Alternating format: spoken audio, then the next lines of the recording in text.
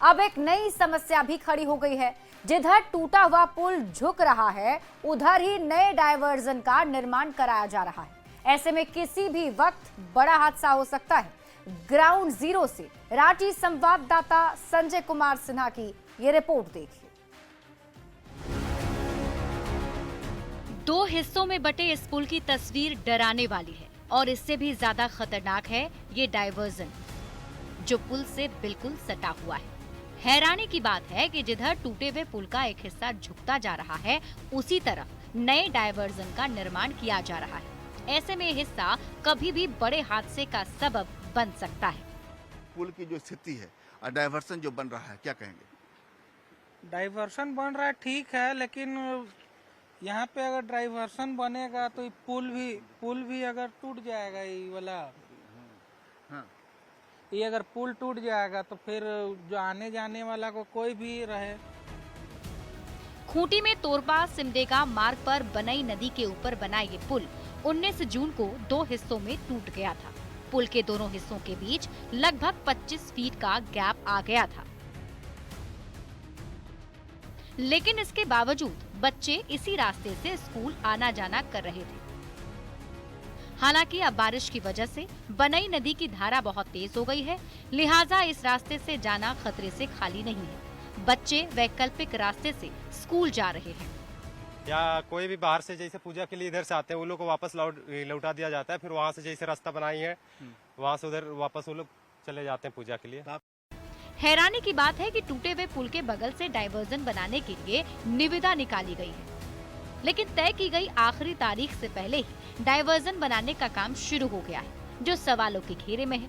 उधर कुंजला मोड़ से रूट डाइवर्ट किए जाने के कारण ग्रामीण पुल पर दबाव पहले से काफी ज्यादा बढ़ गया है। ग्रामीण पुल की हालत भी पहले से अच्छी नहीं है। गाँव वाले किसी बड़े हादसे की आशंका जता रहे हैं। बनई नदी पर खड़े दोनों पुल चिंता का सबब बने हुए हैं। एक पुल ध्वस्त हो चुका है, दूसरा ज्यादा भार बढ़ने से कमजोर साबित हो रहा है और तीसरा ये डायवर्जन जिसका निर्माण ही खतरे के साये में हो रहा है। मरम्मत इसलिए किया गया है कि क्या बोलते पूरा खोखला हो गया है, नीचे से पूरा मिट्टी बालू सब खत्म हो गया है। इसी कारण किसी तरह हम लोग जोड़ जाड़ के बनाए हैं। देखना होगा खूंटी की प्रशासनिक टीम इन सारी मुश्किलों के बीच क्या रास्ता निकालती है। ग्राउंड जीरो से रांची संवाददाता संजय कुमार सिन्हा की रिपोर्ट। और अब बात हाथियों के उत्पात की करते हैं। रामगढ़ जिले के गोला प्रखंड में जंगली हाथी जमकर उत्पात मचा रहे हैं। 30 जंगली हाथियों का झुंड हेसपोड़ा के डुमरडीह और परसाडीह इलाके में जमकर उत्पात मचा रहा है। आप इस रिपोर्ट में देखिए।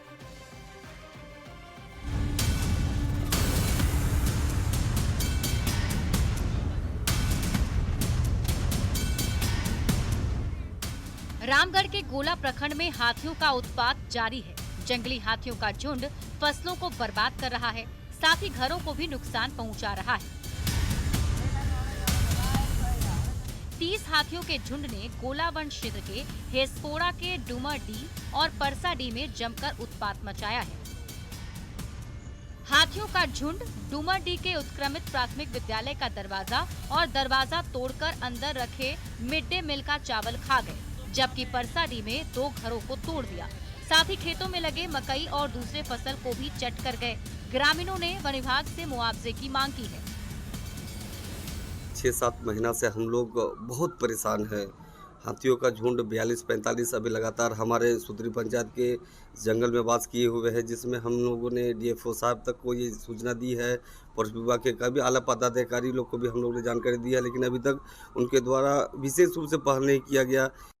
उत्क्रमित प्राथमिक विद्यालय डुमरडीह हिंसापुरा में रात्रि में आके हाथी 30-35 के झुंड में आकर स्कूल का पूरा क्षतिग्रस्त कर दिया। वन विभाग से अनुरोध करते हैं कि स्कूल की मरम्मत एवं मिड डे मील के चावल 1.5 क्विंटल लगभग खा गए, उसको देने की कृपया करें। दरअसल हाथियों का ये झुंड बोकारो जिला से रामगढ़ जिले में दामोदर नदी के रास्ते घुसा है, जबकि 7 हाथियों का झुंड चोपा दारू गांव के पास में देखा गया है। इसके पहले सुतरी में रात को बाइक से लौट रहे युवक को हाथियों के झुंड ने पटक कर घायल कर दिया, जिससे ग्रामीण दहशत में हैं। लोगों ने वन विभाग से हाथियों को भगाने की गुहार लगाई है। 18 के लिए रामगढ़ से जावेद खान की रिपोर्ट। बढ़ते हैं अगली खबर की ओर। पुलिस को चकमा देने के लिए साइबर अपराधी अब नए हथकंडे अपना रहे हैं। साइबर अपराधियों ने अब एक नई तरकीब निकाल ली है, जिससे पुलिस की परेशानी भी बढ़ गई है। साइबर बदमाश म्यूल अकाउंट के जरिए लोगों को चूना लगा रहे हैं। क्या है ये म्यूल अकाउंट और कैसे हो रही है इससे धोखाधड़ी, आप इस रिपोर्ट के जरिए समझिए।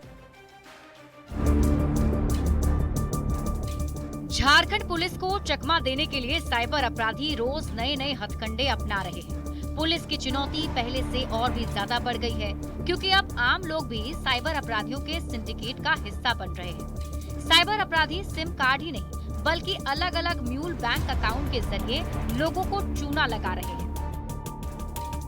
झारखंड में साइबर अपराधियों के नए पैंतरे का खुलासा हुआ है। साइबर अपराधी म्यूल अकाउंट की खरीदारी कर रहे हैं। राज्य में म्यूल अकाउंट को आम लोग कमीशन पर दे रहे हैं, जिसके कारण साइबर सेल म्यूल बैंक खाता धारक तक ही पहुंच पा रही है। डिजिटल फुटप्रिंट के जरिए सिर्फ खाता धारक तक ही पहुंच सीमित है, जिसके कारण राज्य में म्यूल अकाउंट खाता धारकों के खिलाफ कार्रवाई की जा रही है। बंगाल और दिल्ली की पुलिस ने बड़ा एक्शन लिया। ये लोग 1.5 से 2% के कमीशन पर म्यूल अकाउंट देते थे। जब भी ऐसे क्राइम होते हैं तो हमने ये पक्का प्रण किया हुआ है कि जो भी व्यक्ति म्यूल अकाउंट खोल करके साइबर क्रिमिनल का सहयोग करेगा उसको जेल भेजेंगे। म्यूल अकाउंट होता क्या है, इसे भी समझना जरूरी है। दरअसल आपराधिक गतिविधियों में म्यूल अकाउंट का इस्तेमाल होता है। साइबर अपराधी जालसाजी के पैसों को ठिकाने लगाते हैं। ज्यादा लेन देन के कारण अपने खाते का इस्तेमाल नहीं करते।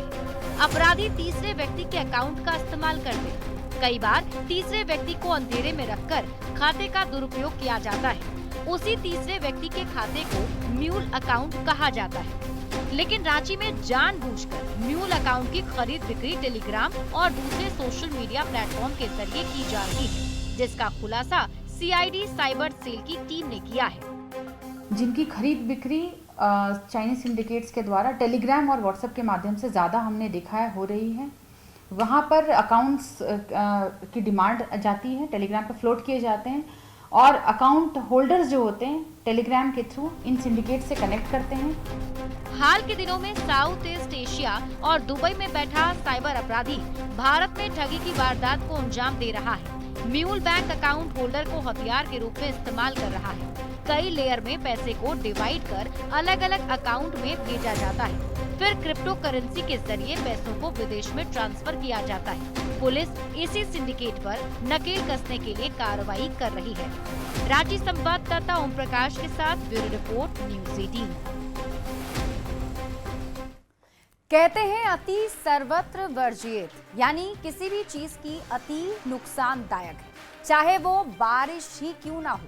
झारखंड में इस साल औसत से ज्यादा बारिश हुई, जिससे किसान परेशान हैं। सब्जी की फसल पूरी तरह से बर्बाद हो गई है।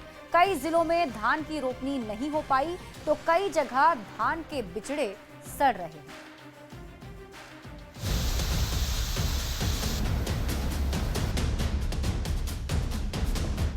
झारखंड के किसान परेशान हैं। औसत से ज्यादा बारिश होने के कारण सब्जी की फसल सूखकर सड़ चुकी है, जिसकी वजह से किसानों को भारी आर्थिक नुकसान हुआ है। कई किसान कर्ज में डूब गए हैं, क्योंकि उन्होंने बैंक से लोन लेकर टमाटर, धनिया, भिंडी और बैगन की खेती की थी।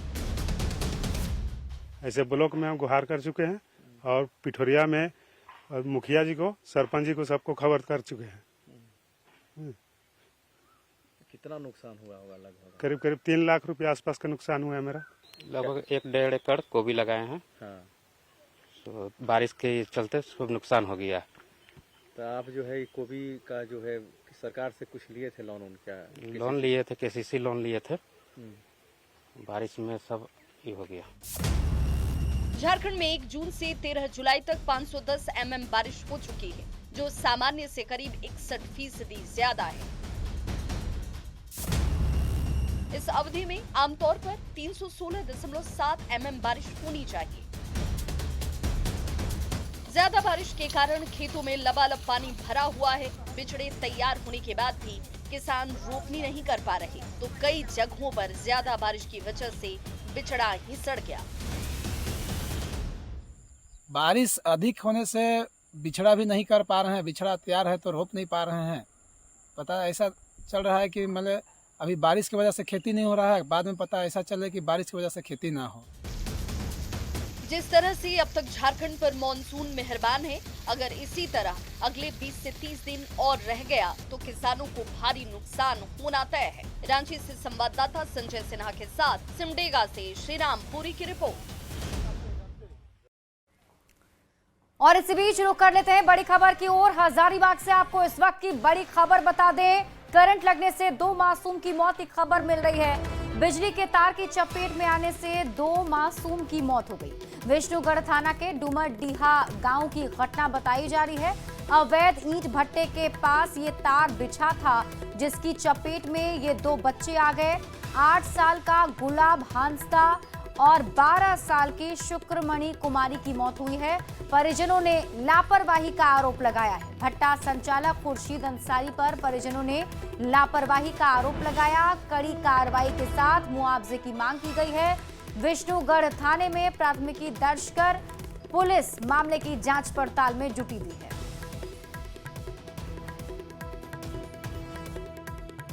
तो बड़ी खबर आपको हजारीबाग से बता रहे हैं, जहां बिजली की तार की चपेट में आने से 2 मासूमों की मौत हो गई है। जानकारी के मुताबिक बताया जा रहा है, भट्टा संचालक खुर्शीद अंसारी पर परिजन लापरवाही का आरोप लगा रहे हैं। और इसी के साथ इस